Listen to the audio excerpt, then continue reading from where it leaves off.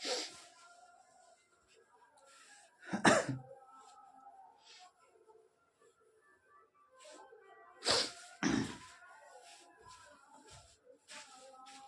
Student, मैं engineer SK Priyadarshi periodic table का दूसरा लेक्चर लेकर आया हूँ।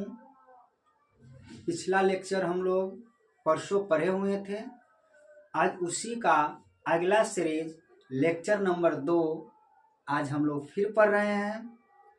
आज हम लोग पढ़ने जा रहे हैं न्यूलैंड्स का अष्टक नियम और मेंडलीव का आवर्त नियम।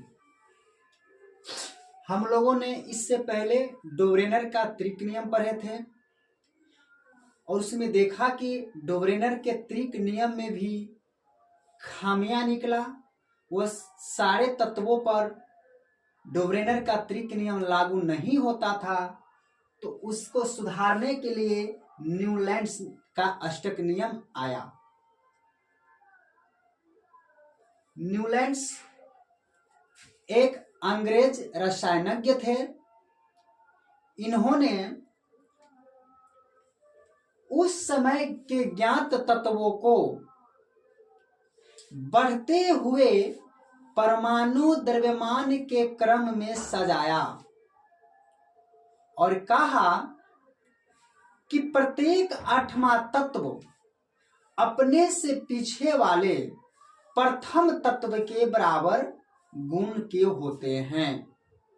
अर्थात जो प्रथम तत्व का गुण होगा, उस प्रथम से जो आठवां तत्व होगा वह समान गुण वाले होगा। देखते हैं न्यूलैंड्स का अष्टक नियम, Newlands law of octaves. Octaves का मतलब होता है 8 का मतलब हो गया 8। तो यहां भी है क्या अष्टक, अष्टक का मतलब होता है 8। अष्टक का मतलब 8। मतलब न्यूलैंड्स ने तत्वों के 8 के ग्रुप में बनाया,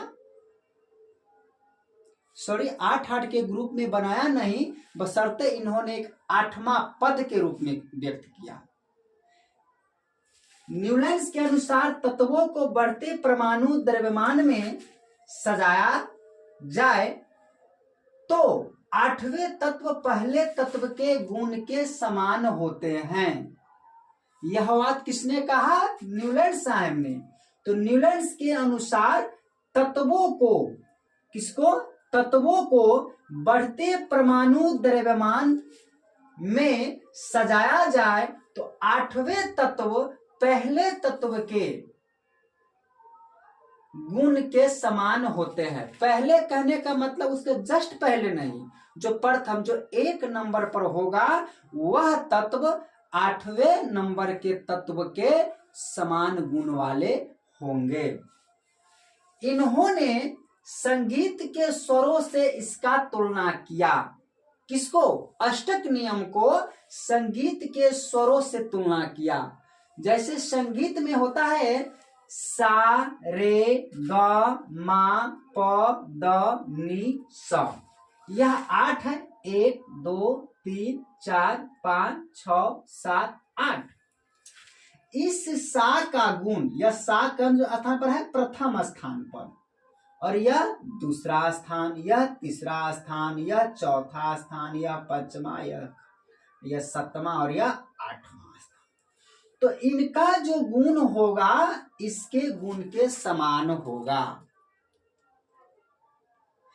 इसी के अनुसार तत्वों का भी गुण पाया जाता है। यह कथन था किसका? न्यूलैंड्स का। यह कथन किसका था? न्यूलैंड्स साहब का। जैसे इन्होंने एग्जाम्पल लिया है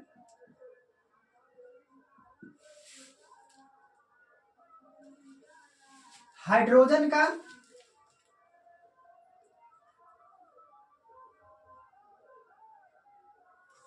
और इसका जो अगला तत्व होगा वह 8वां तत्व हाइड्रोजन के गुण से मिलेगा।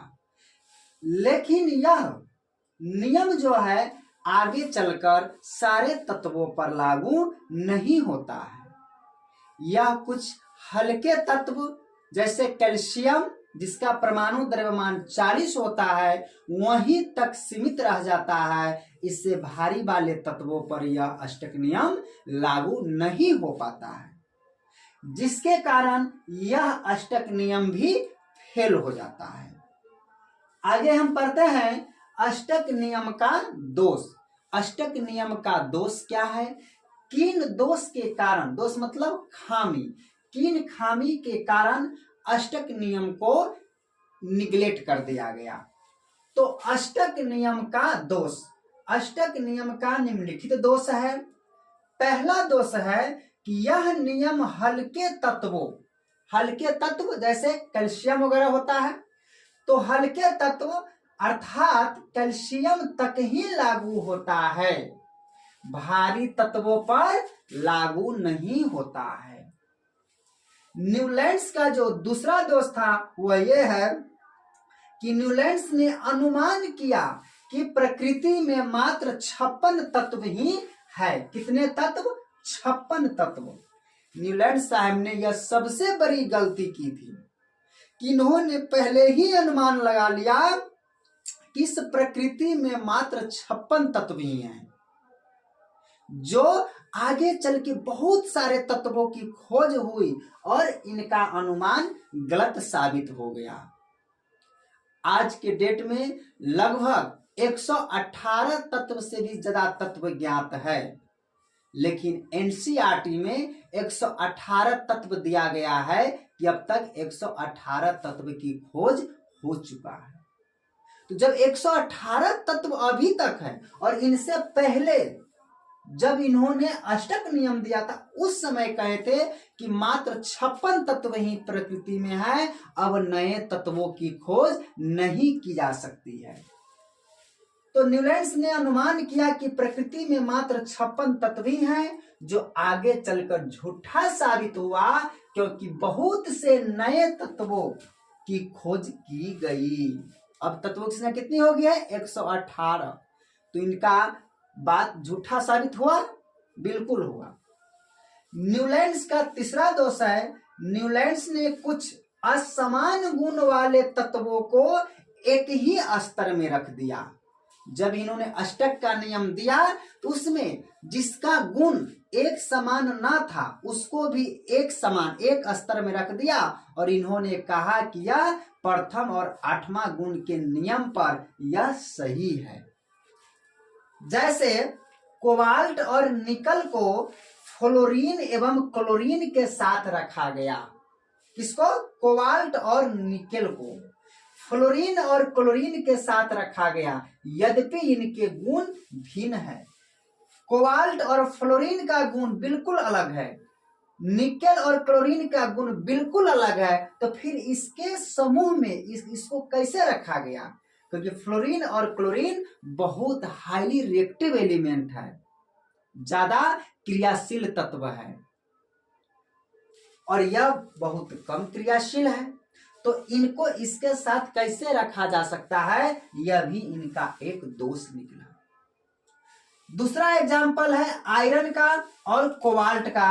आयरन और कोबाल्ट, आयरन को कोबाल्ट और निकेल से दूर रखा गया, अर्थात इस आयरन को कोबाल्ट और निकेल के स्तर में रखना चाहिए, निकेल और कोबाल्ट के समूह में रखना चाहिए आयरन के, लेकिन आयरन को अलग रख दिया गया, जबकि इन तीनों का गुण समान है। यद्यपि रखा गया, यद्यपि इनके गुण समान हैं। अक्रिय गैसों के आविष्कार होने के बाद यह पता चला कि 9वां तत्व प्रथम के समान है, न कि 8वां तत्व। जिस समय न्यूलैंड्स ने अपना अष्टक नियम दिए थे उस समय अक्रिय गैसों का खोज नहीं हुआ था। जब अक्रिय गैसों का खोज हुआ तो यह अष्टक नियम फेल हो गया। प्रथम तत्वों का गुण 8वें तत्वों के गुण के समान न होकर 9वें तत्व के गुण के समान होने लगा। तो इन सारे दोषों के आधार पर न्यूलैंड्स का अष्टक नियम फेल हो गया। फेल हो गया, लेकिन हमें पढ़ना है कि किस किस कारण से फेल हो गया, न्यूलैंड्स के अष्टक नियम का दोष बताइए। तो ये 4 गुड पॉइंट हमें लिखना पड़ेगा। पूछेगा कि न्यूलैंड्स का अष्टक नियम क्या है, तो हमें बताना पड़ेगा, यहां से लेकर यहां तक यह लिखना पड़ेगा। आगे चलते हैं। मेंडलीव का आवर्त नियम। न्यूलैंड्स का अष्टक नियम के गलतियों को सुधारने के लिए मेंडलीव साहब आते हैं। यह रूस के हैं। इन्होंने बहुत गहन अध्ययन किया तत्वों पर। तत्वों के भौतिक और रासायनिक गुणों के अध्ययन करने के बाद इन्होंने भी अपनी मत रखा, अपने विचार दिया और इन्होंने कहा कि तत्वों के भौतिक और रासायनिक गुण उनके परमाणु द्रव्यमान के बढ़ते क्रम पर निर्भर करता है। पढ़ते हैं इनके बारे में। मेंडलीव का आवर्त नियम। तो मेंडलीव ने तत्वों को बढ़ते हुए परमाणु द्रव्यमानों के क्रम में सजाकर देखा कि तत्वों के गुण में क्रमिक परिवर्तन होता है। जब मेंडलीव साहब ने तत्वों के परमाणु द्रव्यमान को बढ़ते हुए क्रम में सजाया तो उन्होंने 2 बात देखा। पहला बात क्या देखा कि तत्वों के गुणों में क्रमिक परिवर्तन होता है। क्रमिक का मतलब लगातार नहीं, एक क्रम चल रहा है, उसके बाद फिर सेम गुण वाले आ जाता है, फिर इसके बाद कुछ चलता है, फिर एक क्रम के बाद सेम गुण वाले तत्व आ जाते हैं। इन्हीं को बोलते हैं क्रमिक परिवर्तन। एक क्रम के बाद क्या होता है, परिवर्तन होता है। दूसरा इन्होंने देखा कि तत्वों के एक निश्चित संख्या के बाद लगभग समान गुण वाले तत्व पाए जाते हैं। एक शब्द है यहाँ, निश्चित संख्या के बाद। ये नहीं कि अभी है तो 5 संख्या के बाद है, अगला 6 संख्या के बाद है, अगला 7 संख्या के बाद है, ऐसी नहीं। एक निश्चित है कि 5 संख्या के बाद है तो प्रत्येक 5 संख्या के बाद उनके गुण समान मिलता जाएगा। 8वें संख्या के बाद यदि गुण समान है तो उस सीरीज के प्रत्येक 8वें संख्या के बाद गुण समान मिलेगा। यही बताया है, तत्वों के एक निश्चित संख्या के बाद लगभग समान गुण वाले तत्व पाए जाते हैं। अतः मेंडलीव का आवर्त नियम यह कहते हैं, क्या कहता है इनका नियम, जब इन्होंने 2 बात देखा तो इन बातों के आधार पर इन्होंने एक नियम दिया और उस नियम को कहा गया मेंडलीव का आवर्त नियम। तो मेंडलीव का आवर्त नियम है क्या, तो वो यह है कि तत्वों के भौतिक और रासायनिक गुण उनके परमाणु द्रव्यमानों के आवर्त फलन होते हैं। क्या होते हैं, आवर्त फलन होते हैं। किसका, परमाणु द्रव्यमान के, परमाणु द्रव्यमान के आवर्त फलन। आवर्त का मतलब होता है कि कहीं से हम चले और यहाँ क्या किए, आ गए, फिर यहां से फिर हम यहीं पर आ जाते हैं, इसी को बोलते हैं आवर्त। भौतिकी में हम लोग आवर्त गति पढ़ेंगे कि होता है कि अपने पथ पर आता है फिर जाता है, आता है फिर आता है, मतलब जहां से शुरू किया वहीं चला आया, फिर जहां से गया वहीं चला, इसको आवर्त बोलते हैं। मतलब रिपीट होना, रिपीट होना। तो एक क्रम के बाद रिपीट होना क्या कहलाता है, आवर्त फलन। तब मेंडलीव क्या आवर्त नियम यह कहता है कि तत्वों के भौतिक और रासायनिक गुण उनके परमाणु द्रव्यमानों के आवर्त फलन होते हैं, अथवा इनका दूसरे भाषा में कहें तो तत्वों के उनके बढ़ते हुए परमाणु द्रव्यमानों पर सजाया जाए तो एक निश्चित संख्या है ना, एक निश्चित संख्या के बाद समान गुण वाले तत्व पाए जाते, एक निश्चित संख्या के बाद। यह बात जो है न्यूलैंड से ही लिया गया है। जिस तरह से न्यूलैंड ने कहा कि प्रत्येक 8वां तत्व पहले के बराबर होता है। उसी प्रकार ये भी तुम्हें बताया कि 8-8 के बाद जो होता है चेंज होता है, तो इसमें भी वही है।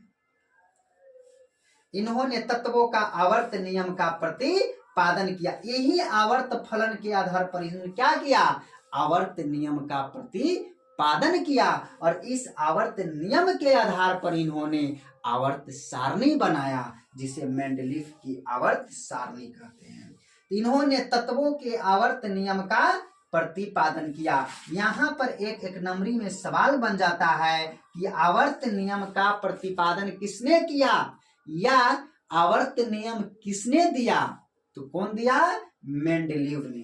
किसने दिया, मेंडलीव ने, जिसके आधार पर आवर्त सारणी बनाया गया। आवर्त सारणी किसने बनाया, मेंडलीव ने। किसके आधार पर, आवर्त नियम के आधार पर।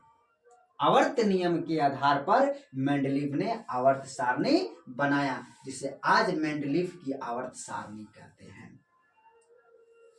मेंडलीव ने अपने आवर्त सारणी में कुछ खाली स्थान छोड़ दिए, जो बाद में चलकर स्कैंडियम, SC से स्कैंडियम, GA से गैलियम और GE से जर्मेनियम से भरा गया। मेंडलीव तत्वों के वर्गीकरण में एक बहुत महान वैज्ञानिक उभरे, जिन्होंने यह भविष्यवाणी कर दिया था पहले ही कि हमारे समय में तत्वों की संख्या 63 है। हमारे समय में तत्वों की संख्या 63 है, लेकिन भविष्य में और भी तत्व हो सकते हैं। उन तत्वों के लिए मेंडलीव साहब ने अपनी आवर्त सारणी में खाली स्थान छोड़ दिया था। और बाद में जब नए तत्व की खोज हुए, जैसे स्कैंडियम, गैलियम और जर्मेनियम का, तो यह सुटेबल हुआ उस स्थान पर बैठने के लिए। बताइए कितनी महान थे, जिन्होंने आप पहले ही भविष्यवाणी कर दिया कि ऐसा तत्व आ सकता है।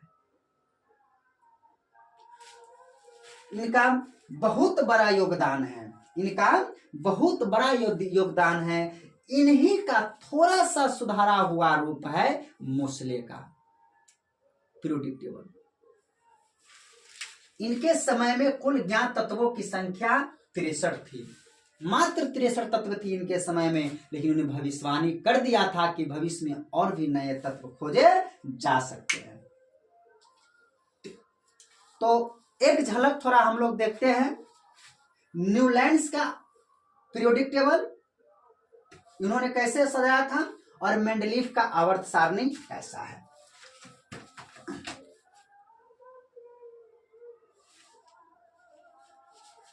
तो यहां पर हम लोग देख रहे हैं न्यूलैंड्स द्वारा, ये जो सारणी है न्यूलैंड्स के द्वारा दिया गया था।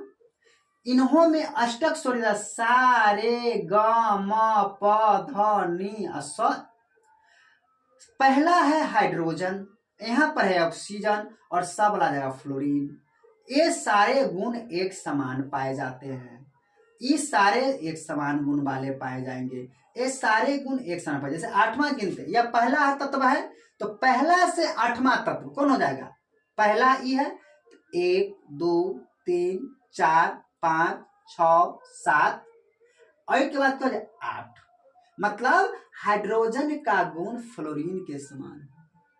उसी प्रकार जब हम लिथियम के लेते हैं तो इसका 8वां कौन हो जाएगा, 1 2 3 4 5 6 7 8। लिथियम का गुण सोडियम के समान होगा। इसी प्रकार हम सोडियम के 8वां देखें तो 1 2 3 4 5 6 7 8। सोडियम का गुण पोटेशियम के समान भी हो सकता है। तो ये ऐसे लगाया कि भाई इसका अष्टक ये है, इसका ये है, ये है, ये जो है वह न्यूलैंड्स साहिब का है। आगे देखते हैं मेंडलीफ का। यह है मेंडलीफ का आवर्त सारणी। जिस समय मेंडलीफ साहब ने पहली बार तत्वों का सजाने का प्रयास किया, तो उस समय कुछ उनका जो यह आवर्त सारणी इस टाइप का था, जिसमें रोमन में 1 2 3 4 5 6 7 8 यह 8 बताता है वर्गों की संख्या। क्या बतलाता है? वर्गों की संख्या। ये जितनी भी लाइन ऐसे ऐसे है यह वर्ग है। 1 गो वर्ग, 2 गो वर्ग, 3 गो वर्ग, 4 गो, 5 गो, 6 गो, 7 गो, 8 गो। और ऐसे ऐसे जो लाइन है यह बतलाता है आवर्त की संख्या। क्या बतलाता है? आवर्त की संख्या। तो 1 आवर्त, 2 आवर्त, 3 आवर्त, 4 आवर्त, 5 आवर्त, 6 आवर्त, 7 आवर्त, 8 आवर्त, 9 आवर्त, 10 आवर्त, 11 आवर्त और 12 आवर्त। हमने यहां पर देखा कि प्रत्येक वर्ग में तत्व है, लेकिन जब हम आवर्त सारणी 8 में आते हैं या 6 में भी देखते हैं, आवर्त सारणी 6 के वर्ग 7 में देखते हैं, यहां पर क्या का चिन्ह लगा हुआ है। व्हाट मतलब क्या का चिन्ह यह बतलाता है कि यह खाली स्थान है, इसमें कोई न कोई तत्व आएगा। लेकिन देखिए मेंडलीव साहब कितने महान वैज्ञानिक थे जिन्होंने परमाणु द्रव्यमान दे दिया। मतलब यहां पर वही तत्व आ सकता है जिसका परमाणु द्रव्यमान 100 होगा। इनका भविष्यवाणी था। यहां पर इन्होंने देखिए ये सारे के सारे जगह खाली छोड़ रखा है, ये भी जगह खाली छोड़ रखा है, ये भी जगह खाली छोड़ रखा है, ये भी जगह खाली छोड़ रखा है, ये भी जगह खाली छोड़ रखा है। तो आवर्त सारणी, मेंडलीव की आवर्त सारणी में रिक्त स्थान छोड़ा गया है। यदि आपसे पूछे कि किसके आवर्त सारणी में खाली स्थान छोड़ा गया है तो बताएंगे मेंडलीव साहब के। आगे चलकर जब अक्रिय गैसों की खोज हुआ तो उसे बैठाने के लिए एक अगला वर्ग तैयार किया गया। यहां पर 8 वर्ग तो था ही, अगला वर्ग एक 9वां वर्ग बनाया, लेकिन उस 9वें वर्ग को नामा वर्ग न कहकर 0 वर्ग नाम दिया गया, अर्थात 0 वर्ग नाम दिया गया, जो यहां पर है। यहां ये भी मेंडलीव का ही है, लेकिन वह पहले वाली थी और यह बाद में जब अक्रिय गैस का खोज हो गया था तब बनाया गया। तो इसमें भी 8 है, लेकिन 1 से लेकर 7 तक को 2-2 भाग में बांटा गया। 1 को ए और बी में बांटा गया, 2 को ए और बी में बांटा गया, 3 को ए और बी, ऐसे करते करते 7 तक ए और बी दिखाई दे रहा है। ए बी प्रत्येक में ए बी है, लेकिन 7वां में कहूं ए बी नहीं है। और यह जो लास्ट में जो यह वर्ग जोड़ा गया है इसको यहां पर 9 देना चाहिए, लेकिन 0 दिया जाता है। उस समय से गलती नहीं है, जानबूझ के इसको माना गया है कि यह 0 वर्ग है। क्यों 0 वर्ग है? क्योंकि जब यह पहले यह तत्व ज्ञात हुआ होता तो इसको जो है 1 से पहले रखते। चूंकि 1 से पहले में जगह नहीं है इसलिए इसको बाद में जोड़ा गया है, तो 9th जगह पर रहते हुए भी ये 0 में है।